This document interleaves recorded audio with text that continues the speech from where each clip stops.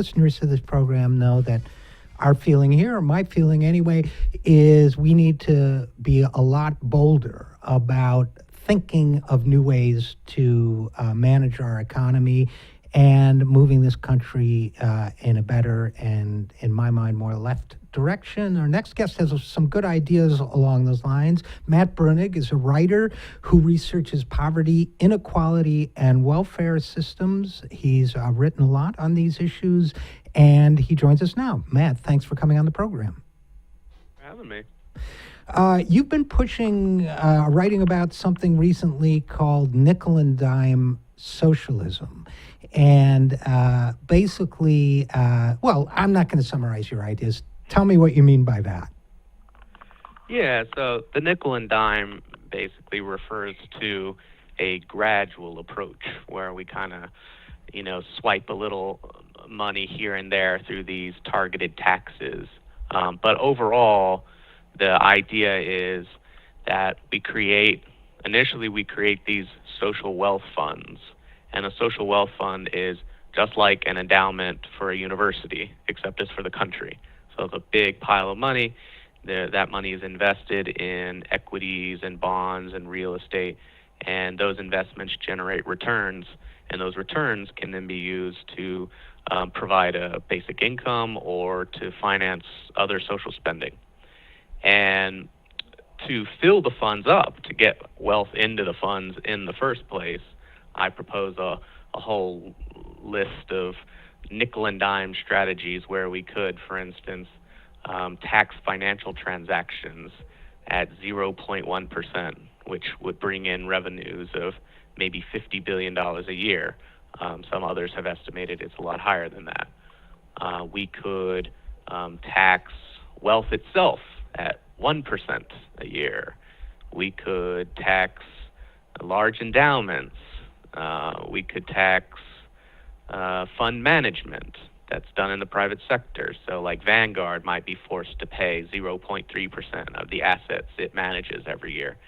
And it's just these little tiny taxes, and they don't create a whole lot of friction in the system. But when you add it up, and especially when it's going to build every year, because it's going into the fund and it just gets bigger and bigger and bigger, you start to really move a lot of wealth over into the social wealth fund. And let's talk about that for a second, because it might strike people as a unusual idea, but the fact is the government is already doing that to a certain extent on a smaller scale, right? Yeah, social wealth funds exist all over the world, and in the U.S. we have one sort of bona fide. Well, we actually have seven, but one famous social wealth fund, which is in Alaska, where they have something called the Alaska Permanent Fund, and it is, like I said, just this big pile of money. They own real estate and stocks and bonds and all that kind of stuff, and every year they take the return from the fund and they pay it out as a dividend to everyone in the country or in the state. So that's kind of the model I have in mind, but short of that, we have a lot of examples that are basically the same. So, for instance, the federal employees, they have a defined contribution pension plan called the Thrift Savings Plan, and the federal government manages it, and it's like $400 or $500 billion that's invested in stock market and bonds and other stuff like that. So the idea that the government could manage huge sums of money successfully is already proven, is the point. So have you thought ahead about, it's interesting because you mentioned Alaska, which is, that fund is really a kind of a lefty idea. But I note that when Sarah Palin was governor of Alaska, she didn't try to get rid of it. It's extremely popular, right? Yeah, it's actually interesting that the fund idea has not broken down on super partisan lines. So one of the other states that has something like this is Texas.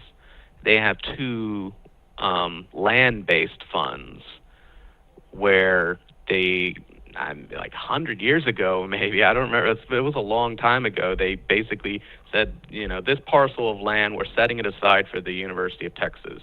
and they rent the land, and I think maybe they've sold some of the land and moved the money into other places. But it's not the charm of it that conservatives can sometimes like is once you get the fund running, you're getting income into the fund, and you don't have to tax people to get that income. It just comes from the assets you own. So that's a good thing for conservatives.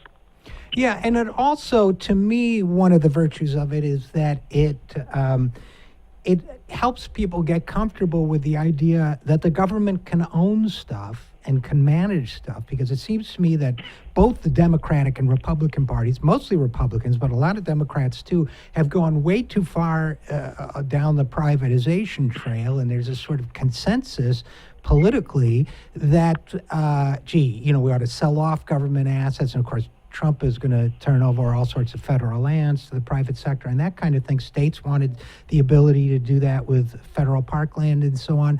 But Democrats, too, have been privatizing all sorts of resources. And it seems to me it's a good time to start saying, no, the government can own more and do more with it than can possibly be achieved through privatization. I don't know. I don't know if you've written a lot about privatization. I have. I happen to think it's a super bad idea in general. Yeah, definitely the needle has turned in a really bad direction. I mean, you see it even with the stimulus, for instance, which had in mind, the government would fund some projects, which means that they're going to hire private sector construction companies or something to build roads. And it's very indirect. The government can only influence employment or income distribution or wages through these really indirect levers where they kind of push on the market here and there, instead of saying, well, why doesn't the government, if we have a lot of people who need jobs, why doesn't the government just hire people to do work? Or what, if we're having a problem where wealth is hugely concentrated at the top, why doesn't the government just get some of that and hold it collectively for everyone? These ideas should at least be on the table, and they're not. Yeah, I agree, and I think it could get people thinking in new directions. We're talking with writer Matt Bruenig, and let's talk about the other idea you've been writing about lately, which is the universal basic income. Tell us your take on that. It's basically the Alaska model expanded out, right? Yeah, my particular approach is the Alaska model. So a basic income is basically a check that goes out to everyone in society. And there's some nuances about, should it go to children? What about elderly people? They already get Social Security. You could get into the minutia on that, but the basic idea is that adults will get a check, and that check will be separate from employment, and it will not be contingent on whether they are employed or not. It'll be literally their foundational income, on top of which they will get whatever other income they can from labor or from other benefits or something. And the way I've been trying to sell it, because there are a lot of different approaches to it, is by saying, who kind of already have a basic income? People who own a lot of capital, because people who own a lot of capital, they get these dividends that come in every quarter, and they don't really do anything for those dividends. I mean, they own a lot of stuff, and maybe they saved up that money, or maybe it was inherited, or who knows how they got to that point. But at the point at which they exist right now, they're just getting dividends, and they're not doing anything for them. And yet my nobody, thought is just expand that to everyone through the social wealth fund scheme. Yeah, and the point being, among others, I imagine, that although these people get this income for doing nothing, basically, if you want to put it that way, nobody judges them or puts them down or considers them indolent, or, they're getting money because it's been invested on their behalf or by them. So I get that part. On the universal basic income, there are a couple things that concern me. And one, I'll tell you straight up, Matt Bernick, is just bias, which is that a lot of the tech bros in the Silicon Valley are pushing universal basic income. So right away, I get suspicious. What's the catch? What do we have to trade off? And I recognize that their model may not be your model, but it raises some alarm bells. And the other concern I have that's a little more substantive, I just worry that if it's set at X, that it will cause economic repercussions such that X is not enough to live on. But those are two objections. They're not objections, really. They're just thoughts. The first one, am I just being an idiot? No, I mean, there are definitely different camps on this. So you have this more libertarian-inflected side, like Charles Murray, who's not a good guy, who is in favor of the basic income.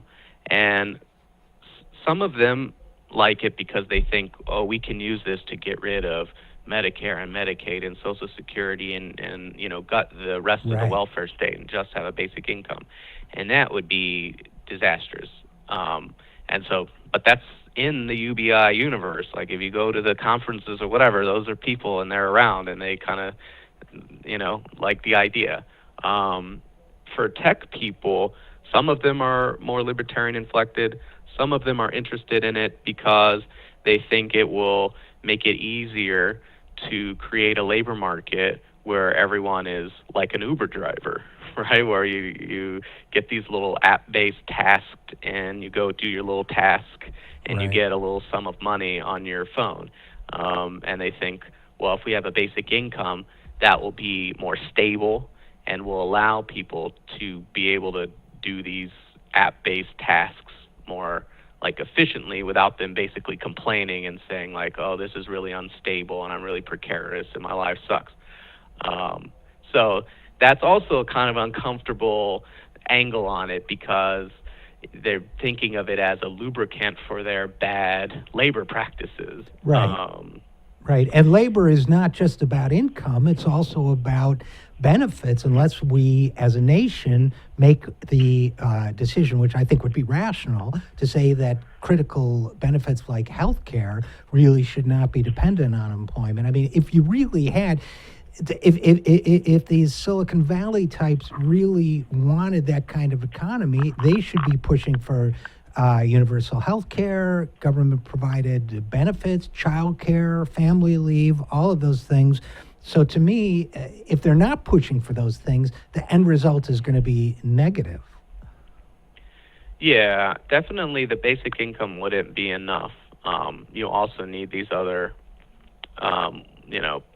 benefits that would need to be provided publicly. Some of them support it. There was some tech people who were saying Obamacare is great. It makes it easier for our companies. I think Uber said something like that because, it's a way for their drivers to get insurance. So you see some of that.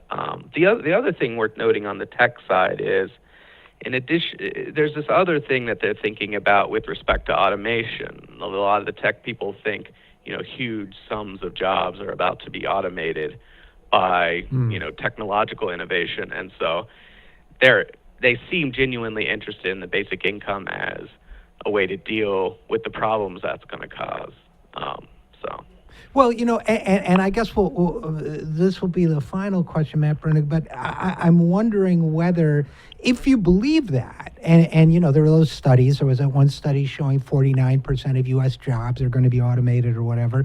You can argue about the methodology of those studies, but if you essentially believe that a lot of jobs are going to be automated out of existence in the future, and they won't be replaced by new jobs, which is the other side of the equation, then I guess the UBI debate, the universal basic income debate, how it should be structured, is really a fight over the wealth distribution of the future, isn't it?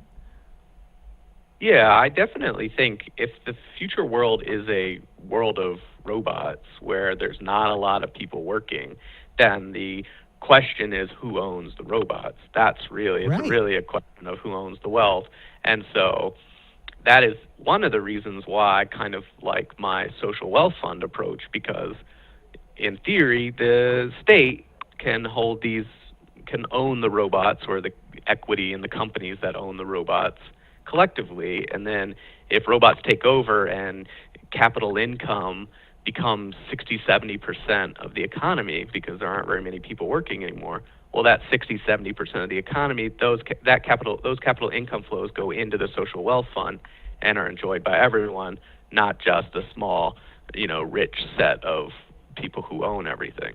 Which is a great point and important, particularly because so far we've seen the internet, which was developed at public expense, and computer chips and other technology also developed at largely at public expense, being used to exacerbate wealth inequality. So I think that's a great point. Unfortunately, we're going to have to leave it there. But Matt Bruenig, writer on these sorts of issues we've been talking about, thanks for writing about it, and thanks for coming on the show.